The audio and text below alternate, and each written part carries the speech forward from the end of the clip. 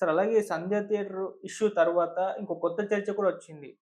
Industry AP తరలిపోవాలి అన్న ఒక చర్చ కూడా వచ్చింది. ఈవెన్ పవన్ కళ్యాణ్ గారు కూడా అప్పుడు ఒక గ్రామాల్లో ఆయన టూర్‌లో ఉన్నప్పుడు ఇక్కడ చూడు ఎంత బాగుందో లొకేషన్స్ ఇక్కడ షూటింగ్ చేసుకుంటే బాగుంటుంది. విదేశాల్లో కంటే ఇక్కడే బాగున్నాయని చెప్పేసి ఆయన కూడా వ్యక్తపరిచారు.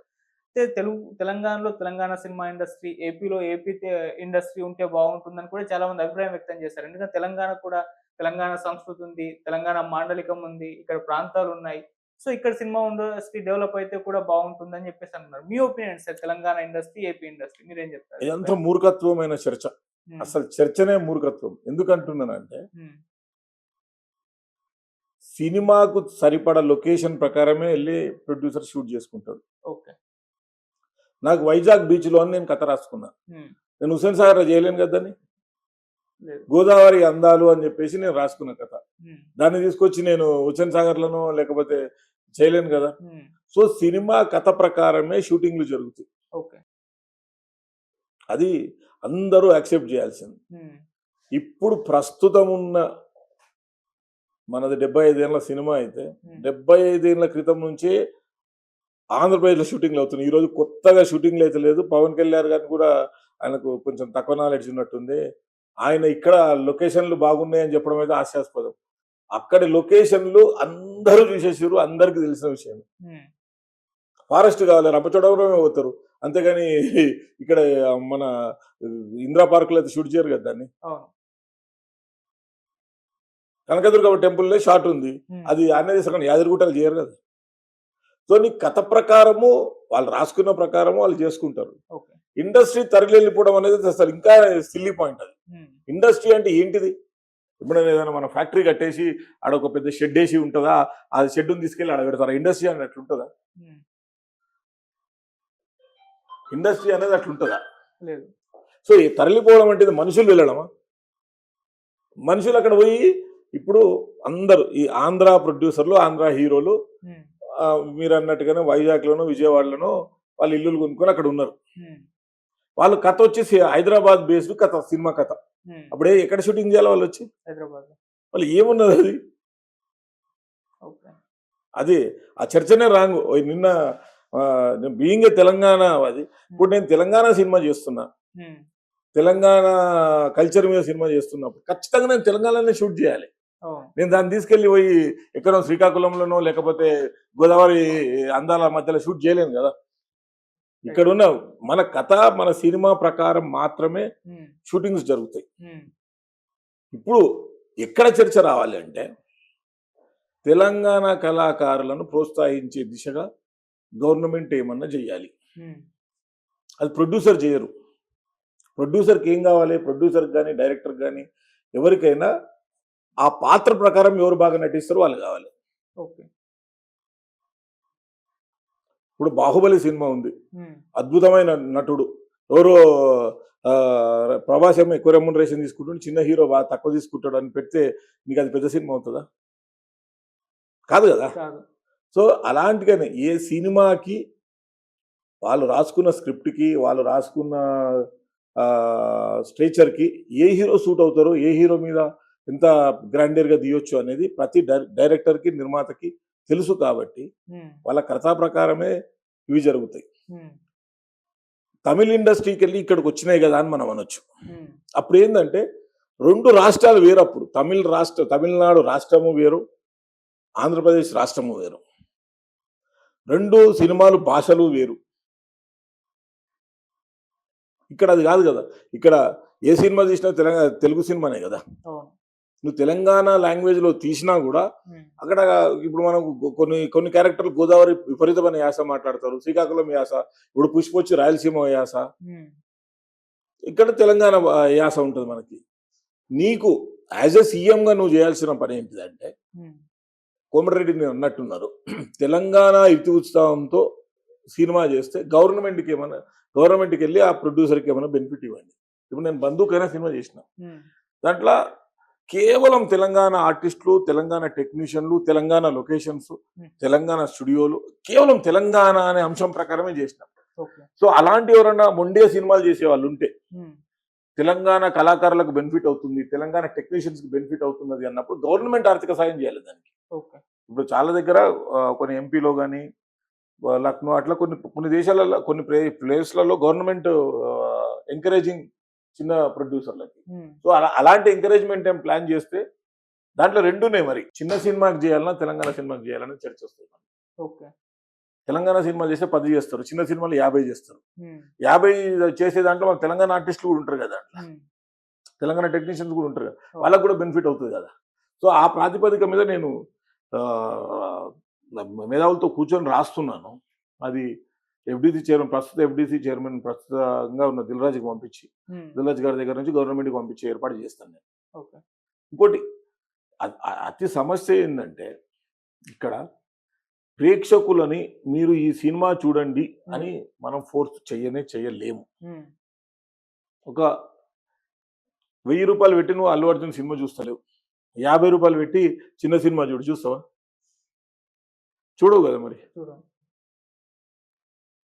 నీకు అల్లు అర్జున్ సినిమానే కావాలి, ఫస్ట్ డేనే కావాలి, ఫస్ట్ నైటే కావాలి, మరి ఒక వారం రోజుల తర్వాత కూడా చూడు కదా.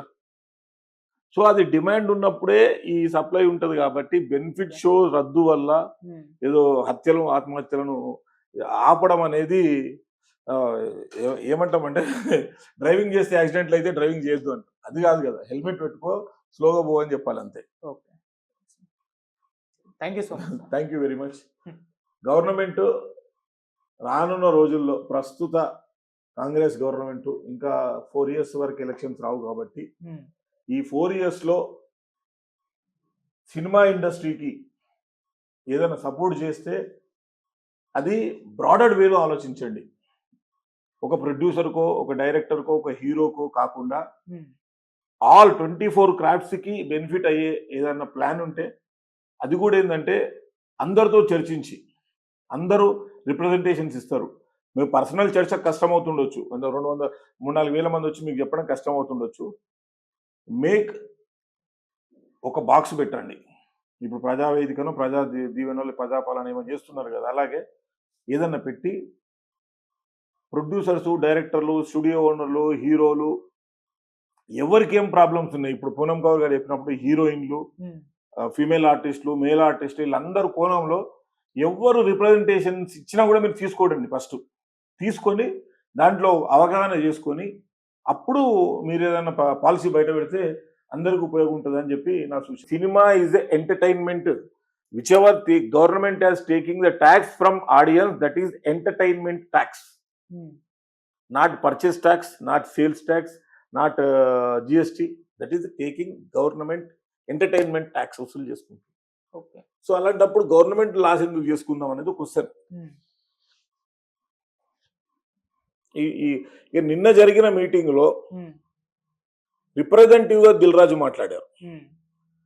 నిన్న అక్కడ సీఎం గారు మాట్లాడలేని, ప్రెస్ కు మాట్లాడలేని అంశాలు ఏమన్నా ఉంటే కన్సర్న్ మినిస్టర్ కూడా ఉన్నారు అక్కడ.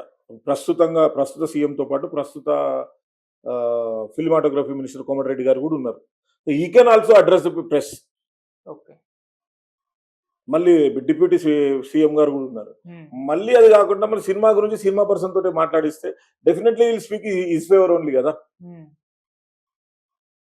Otherwise that is a government programme, government official has to address the media అని నేను అనుకున్నాను. దిల్రాజు గారు మాట్లాడగానే దాని మీద కొంచెం నాకు అంత పెద్దగా ఎక్కలేదంటే, ఎందుకు అంటే సీఎం గారు మాకు బాధ్యత చెప్పారు, సీఎం గారు ఇది చెప్పారు, అది మీకు చెప్పిండు. మీ 10 మందే కాదు కదా ఇండస్ట్రీ. ఈరోజు అని ఎఫ్డీసీలో ఈరోజు ఉంటారు, 2 years అయితే ఆయన వెళ్ళిపోతాడు. నేను ఎఫ్డీసీ అయితే, నువ్వు ఎఫ్డీసీ అయితే, తను ఎఫ్డీసీ అవుతారు. అప్పుడు ఆ రోజు దిల్రాజు సీఎం గారు ఆయన సీక్రెట్ గా ఈ 30 మందికి చెప్పినది మెమోరాండం కూడా రిలీజ్ చేయలేదు. సీఎం గారు చెప్పారని రిప్రజెంట్ చేస్తున్నారు. కానీ నేను మార్నింగ్ నుంచి అడిగిన ఏదన్నా ఇప్పుడు మినిట్స్ ఆఫ్ ఎజెండా ఉంటుంది కదా, మీటింగ్ ఎజెండా మినిట్స్ ఏమైనా ఇచ్చినంటే కూడా ఎవరికి ఇవ్వలేదు అన్నారు. ఎందుకంటే ఆ రోజు ఒకవేళ మినిట్స్ ఇచ్చింటే ఎజెండా మీటింగ్ ఎజెండా మినిట్స్ ఇచ్చింటే ఏంటంటే ఆ రోజు ప్రతిపాదించడం జరిగింది అనేది తెలిసేది. సో అది కూడా లేదు. సీఎం గారు 10 మందికి చెప్పారంట. ఆ విషయాన్ని ఎఫ్డీసీ చైర్మన్ హోదాలో ఉన్న దిల్రాజు గారు ప్రస్తుతంగా తను ప్రెస్కి చెప్పాడు. అది నేను కరెక్ట్ గా అనిపించింది నాకు. లేదా మినిట్స్ ఉంటే ఆ కాపీ ప్రెస్కి ఇచ్చి ఉంటే we have all the rights to speak tomorrow అంటే మళ్ళీ నేను గవర్నమెంట్ని క్వశ్చన్ చేయొచ్చు. మీరు ఇప్పుడు హాలీవుడ్ చేయడానికి ఏం చేయాలనుకుంటున్నారు? ఇప్పుడు హాలీవుడ్లో మన సినిమా వెళ్ళి హాలీవుడ్లో వెళ్ళాలన్నా, హాలీవుడ్ వాళ్ళు వచ్చి ఇక్కడ చేయాలన్నా, రెండే పాయింట్స్. ఓకే. రైట్. ఉమ్, అంటే అవతార్ లాంటి సినిమాలు వచ్చి 20 సంవత్సరాలు 16-17 సంవత్సరాలు అవుతున్న అవతార్ వరకు ఎప్పుడో హైదరాబాద్లో జరిగింది, ఎప్పుడో ఇండియాలో జరిగింది. 2012 లాంటి సినిమాల వరకు ఎప్పుడో, అంటే హాలీవుడ్ సినిమాల production graphics part Hyderabad pan ఇండియాలో మొత్తం జరుగుతూనే ఉంటుంది. ఉమ్, సో కొత్తగా షూటింగ్ కోసమే వాళ్ళు స్టార్ రావాలి అంటే వాళ్ళకి ఇవ్వాల్సిన ఇన్ఫ్రాస్ట్రక్చర్ ఇవ్వాలి. ఇప్పుడు అది nothing but software companies coming in to the India, coming in to the Hyderabad. We have a good environment here so that they will come. Google వస్తుంది, అమెజాన్ వస్తుంది, ప్రతి ఒక్క company they will come here.